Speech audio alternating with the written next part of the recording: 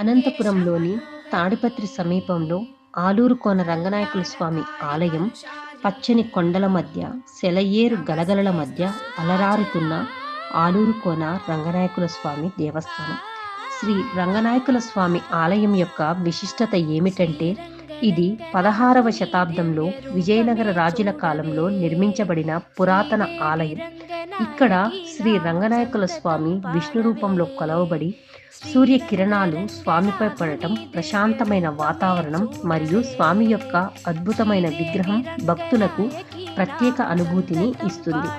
ముఖ్యంగా ముక్కోటి ఏకాదశి వంటి పర్వదినాలలో ప్రత్యేక పూజలు జరుగుతాయి. ఈ ఆలయానికి 400 సంవత్సరాల చరిత్ర ఉంది. ప్రతి సంవత్సరం కొన్ని ప్రత్యేక రోజులలో సూర్యకిరణాలు నేరుగా స్వామి విగ్రహంపై పడతాయి. స్వామివారు చాలా అందంగా, ఆకర్షణీయంగా ఉంటారు.